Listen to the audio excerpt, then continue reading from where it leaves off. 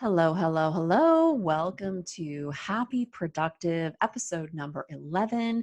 And today I would love to discuss managing our time and our minds, not individually, but together. And here's what I mean. I absolutely love time management. And let's face it, you guys, time is the only real asset that we have. We can always make more money, but we cannot really make more time. But here's the kicker. If you don't manage your mind along with your time, you might find yourself in a situation where really the time that you're putting into it is just kind of creating that same old over and over again. And if you find yourself maybe thinking or feeling or saying things like this, I worked so hard, but I never really get anywhere, or maybe, gosh, isn't there like more to life than this? Or maybe it's, I'm not that good at time management. Or maybe you've even labeled yourself a procrastinator or a perfectionist, which honestly are just labels that we attach to kind of explain why we're not really getting the results we want. Or if you find yourself thinking like anything else along those lines, then this episode is really going to be for you and you really want to listen to this. Now, we have so many excellent productivity tools out there, books and planners and courses and different teachers. And I got to tell you, I love them all, you guys. I have like a bookshelf full of productivity and time management books, and I love them. And if you know me or have been part of my community, you know I teach time management all the time because I just love it so much. And it's so foundational to living the life that you want, is getting in there and like managing time. And you may have heard me talking about, time blocking, or if you want to get something done, like committing it to your schedule or working from the ABCs of productivity, right? All of these things are just great tools to get the most from our time. But if we're not managing our minds, and our minds are kind of like, I think about like a 2-year-old hopped up on sugar who's gotten a hold of the kitchen scissors and they're like running around the house unsupervised, like a mad person, right? And that's, our minds can be like that. They can just be running away from us and away with us. And what happens is that when we don't manage our minds with our time, we're going to find that the time that we're investing, it's not going to be as powerful or as effective as it could be if we're managing our minds along with it. And what I mean by this is when we think about our time, right? So we could be doing things, that's fine. But when you like wake up first thing in the morning, and what are those first thoughts that come into your head, right? And is it something negative? This is time that we're spending in negative thinking. Even though we might not be intentionally doing it, it's very easy to just fall into these same old thinking thoughts and patterns that are with us each day. And as we go through the day, how much time do we spend, not being in a great place, or giving our fears or our worries or feeling guilt or beating ourselves up, right? How much of our time do we spend not allowing ourselves to feel joy? This was a very personal one for me, you guys. And the thing is, when I really started diving into it and looking at this stuff and making the choice to be aware, and we're going to talk about awareness and choice because really those are the only two things that we have when we're talking about, time management. Okay, well, where our time's going to go, awareness and choice are what we have at our disposal to make those decisions. But when I started to be more aware, one of the things I discovered was that I was going into a lot of situations preparing myself for disappointment. And as I looked back at my life, I realized there was a lot of times in my life where I was really, really disappointed. And I'm a fairly sensitive person. I really feel my emotions. And so sometimes things really feel harder than maybe they do for other people, but I really feel pain and I feel sadness. And when I'm around other people, I can pick up and I can feel their pain and their sadness and their grief and their anger as well. And so it always kind of was like, I would just like go into situations sort of like preparing myself to feel disappointed. Another belief that I found I had, and this actually went all the way back to my childhood, is that if I got too happy, it would be taken away. And so anytime things are like too good, the saying, it's too good to be true, like that was totally me. Like I wouldn't trust it. And it took some real time and exploration to go all the way back to my childhood, when times in my childhood where things were really, really good, they would get taken away from me. And if you don't know my story, and I won't go all the way into it, but I grew up with a lot of abuse, and I had a father who was sexually abusive and a mother who did nothing about it and is a very toxic person. I did, however, have grandparents that were wonderful. And so I would go to my grandparents' house over the summer, and I would just have the most amazing time. And then when the summer ended, I'd get yanked back into the normal day-to-day childhood, which was really pretty awful experience. And we moved a lot, and I just stopped making friends because it was just easier, because I knew we were going to move again. I'd been in 13 different schools by the time I hit 7th grade. And so you guys, it's not that this stuff wasn't legit for me to like cope and be able to survive. And so I saw these things as really good survival tools. The problem was it really kind of shut me down. And I found myself really shutting myself down as a coping tool, a survival. And it was almost like I was kind of feeling numb most of the time. Now, it wasn't that I was walking around in a bad mood, because I've always just been a naturally happy, optimistic, smiling person. I just kind of, that's my personality. I tend to be up, and I tend to usually be in a good mood.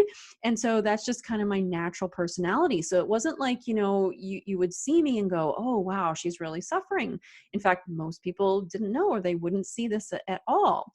But what I had done was I was just really shutting my heart down, because I was protecting it from further pain and trauma. And so when I would go into situations, I wouldn't get my hopes up. I was always prepared to be disappointed. So when I got disappointed, it's like, oh, well, that didn't bother me at all. The problem is that when you kind of shut yourself off to the pain, you also block out the joy. And the way I discovered this is that I was doing a lot more gratitude. I was doing gratitude practices and more gratitude meditations. And I noticed, again through awareness, that I just wasn't really feeling it, right? I'm like, oh, I have all these things to be grateful for, but I was like, but why don't I really feel it? Why don't I feel it in my heart? Why don't I feel it in my body? And that's how I started to become more aware that I had sort of just shut myself down and shut my heart down a little bit. And then when I started to ask questions a little more, it's like, well, why? Why did I do this? It's like, well, to protect myself from these very real things that had happened in my life. And so that's when I had to make the choice to get that heart of mine, reopened, because here's the thing with the universe, you guys. So we send a thought out as to what we want in our lives, and it goes out with the thought. But to bring things back to us requires a feeling, and the feelings of gratitude and joy and love, that's what brings these things back to us. And so when we're feeling anger or resentment or bitterness or disappointment, well, we're going to bring that back to us. And if that's the kind of stuff that you don't want, this is why it becomes so important to open our hearts up so that we can feel the gratitude and the love and the joy. And this is where I started to kind of discover all of this was through the process of awareness. Okay. So I've mentioned this, that we have two things. We have awareness and we have choice. Okay.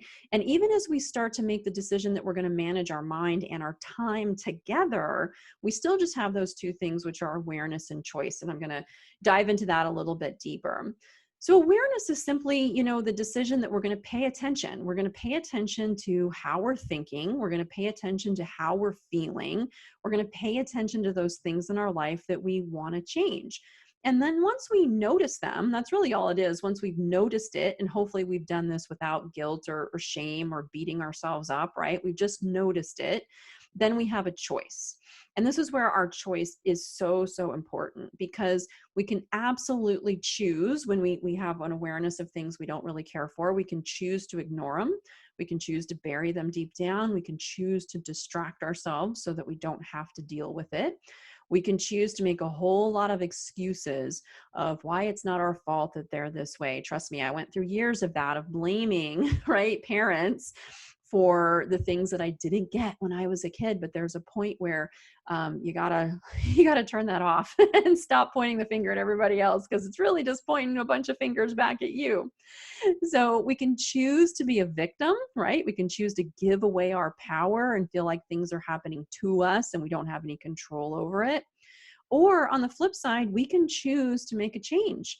We can choose to get some help. We can choose to surround ourselves with others who have succeeded in whatever area we're struggling with. We can choose to listen. We can, and listening, you guys, we can choose to listen with our ears, but we can also choose to listen with our hearts.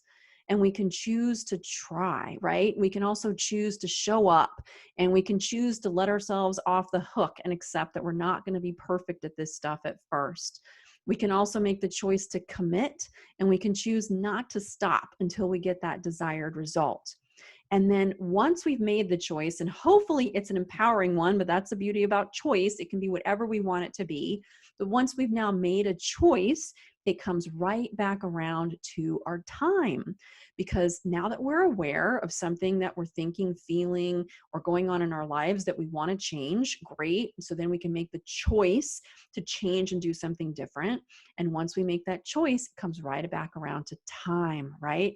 Am I going to set time aside each day to build a new healthy habit, or go work with that coach or therapist or healer? Am I going to set my time aside each day to focus on gratitude, maybe do a meditation, sit quietly with myself, right?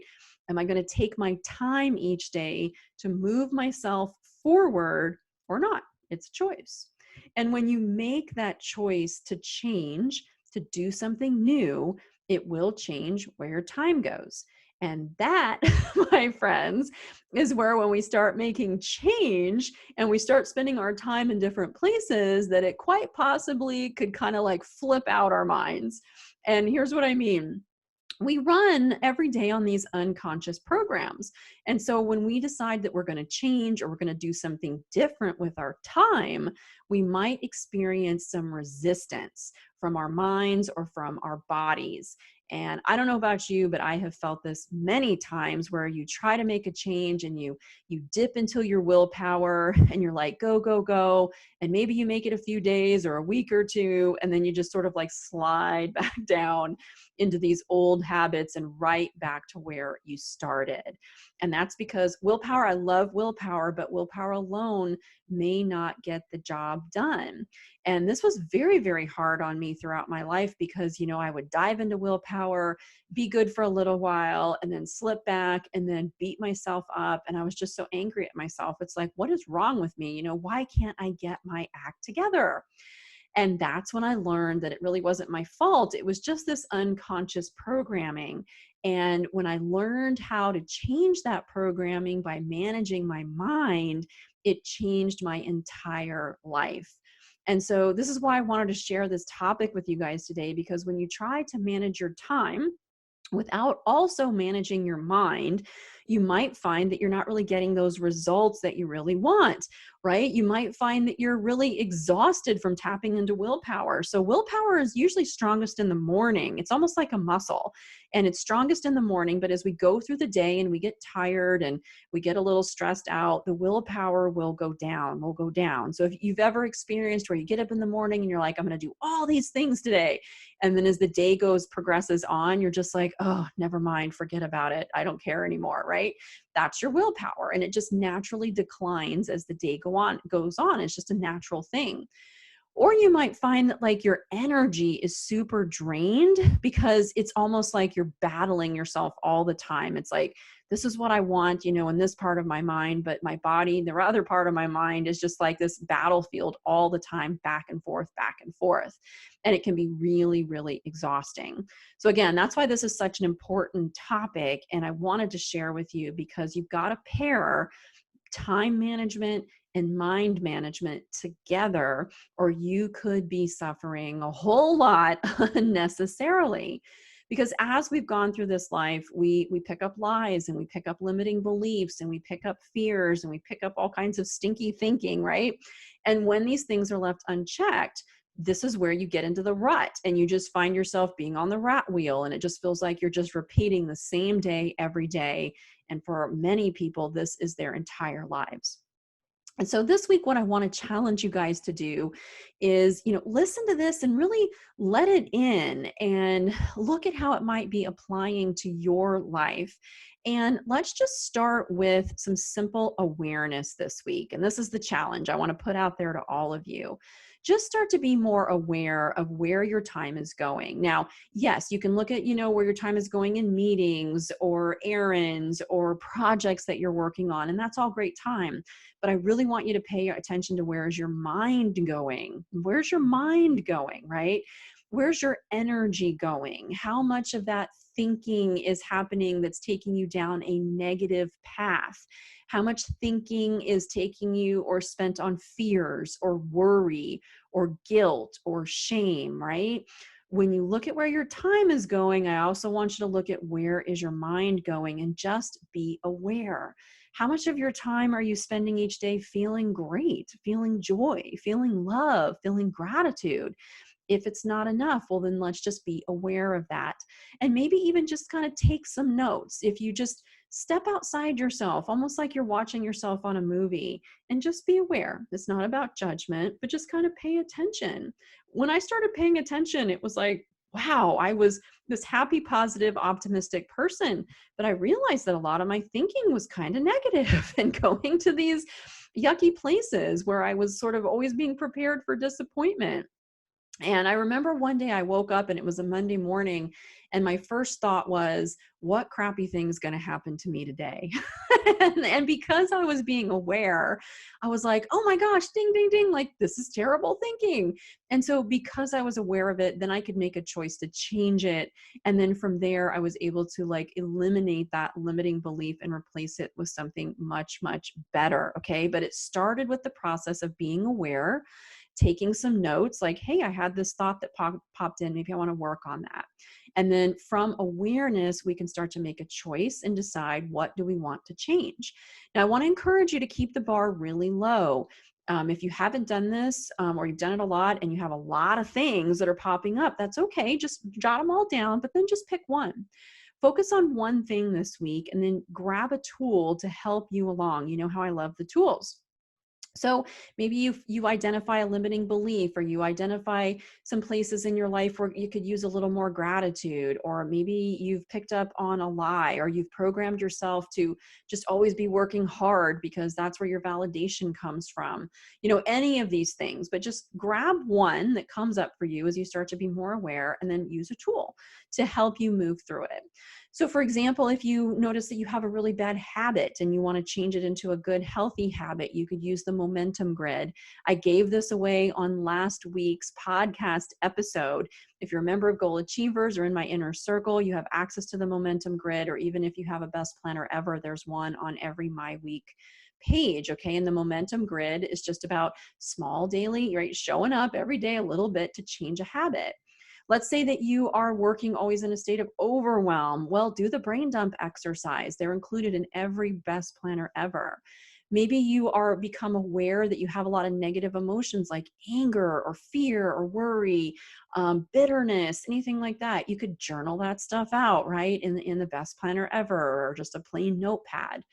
Maybe you have a limiting belief and you're like, I really want to reprogram this. You could learn how to do a clearing statement with the clearing lies and limiting belief training. So it's just about being aware of where your time and your mind are going, identifying one thing, and then grabbing a tool, right, to help you through this, and then showing up and trying. These are just a few of my tools, but honestly, whatever tools that you have at your disposal, use whatever works for you. And if you're struggling with this and you're like, hey, Jen, I really need some more help managing my time and managing my mind, then I would absolutely love to work with you. Come join us in the Goal Achievers, or if you're a business owner, come join me in the Inner Circle. You can find out more about these programs on either of my websites, bestplannerever.com or jenniferdawncoaching.com. All right, you guys, that's it. But I would really love to encourage you to look at where your time and your mind are going each day. Identify something that is holding you back or keeping you stuck in a pattern, You grab a tool, use a tool, and this week just make the choice that you're going to show up and you're going to do a little bit to change it. All right, if you need help, of course, reach out to me. I'd love to work with you, but that's it. Get out there and have a happy, productive day.